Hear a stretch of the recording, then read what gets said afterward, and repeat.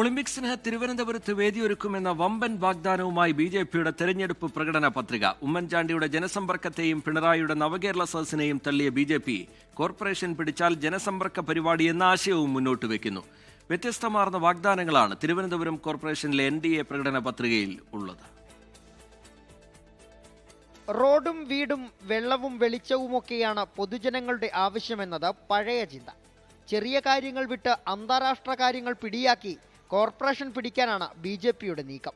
2036 ഇന്ത്യയിൽ നടക്കുന്ന ഒളിമ്പിക്സിന്റെ ഒരു വേദി കേന്ദ്ര സർക്കാരിനോട് അഭ്യർത്ഥിച്ച് തിരുവനന്തപുരത്ത് എത്തിക്കുമെന്നാണ് തെരഞ്ഞെടുപ്പ് പത്രികയിലെ വാഗ്ദാനം. വെള്ളക്കെട്ടൊഴിവാക്കാൻ സൂറത്ത് മാതൃക, മാലിന്യ പ്രശ്നം പരിഹരിക്കാൻ ഇൻഡോർ മോഡൽ, ഗംഗാ ശുദ്ധീകരണ മിഷൻ മാതൃകയിൽ കോർപ്പറേഷൻ പരിധിയിലെ തോടുകളുടെയും ആറുകളുടെയും സംരക്ഷണം, അഴിമതി അവസാനിപ്പിക്കാൻ കോർപ്പറേഷനും ജനങ്ങളും തമ്മിലുള്ള സാമ്പത്തിക ഇടപാടുകൾ ഡിജിറ്റൽ പ്ലാറ്റ്ഫോമിലൂടെ. ജനസമ്പർക്ക പരിപാടിയെയും നവകേരള സദസ്സിനെയും ഒക്കെ തള്ളിക്കളഞ്ഞ BJP കോർപ്പറേഷനിൽ അതേ വഴി പിന്തുടരും എന്നതാണ് മറ്റൊരു വിരോധാഭാസം. മേയറും ഡെപ്യൂട്ടി മേയറും കൗൺസിലറും കോർപ്പറേഷൻ ഉദ്യോഗസ്ഥരും വാർഡുകളിലെത്തി ജനങ്ങളുമായി സമ്പർക്കം നടത്തി പരാതികൾ നേരിട്ട് പരിഹരിക്കുമത്രേ. ഭരണത്തിലേറി 45 ദിവസത്തിനകം 5 വർഷത്തെ വികസനത്തിന്റെ ബ്ലൂ പ്രിന്റ്, വർഷം തോറും പ്രോഗ്രസ് റിപ്പോർട്ട്, ഇങ്ങനെ നീളുന്നു BJPയുടെ പ്രകടന പത്രിക.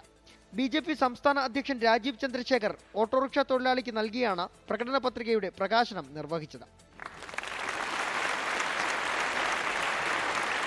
ഞങ്ങൾക്കൊരു അവസരം തന്നാൽ 45 കൊല്ലം LDF ഭരിച്ച് നശിപ്പിച്ച തിരുവനന്തപുരത്തിന് ഞങ്ങൾ മാറ്റും എന്നാണ് ഞങ്ങൾ ഉറപ്പു തരുന്നത്. ഘടകകക്ഷി നേതാക്കളടക്കം ചടങ്ങിൽ പങ്കെടുത്തു. 24 തിരുവനന്തപുരം. ലോകത്തെവിടെയായാലും ഏത് സമയത്തും 24 വാർത്തകളും ഓഗ്മെന്റഡ് റിയാലിറ്റി പാക്കേജുകളും എക്സ്പ്ലെയിനറുകളും വിശദമായി കാണാൻ ഞങ്ങളുടെ YouTube ചാനൽ നിങ്ങൾക്ക് സബ്സ്ക്രൈബ് ചെയ്യാം.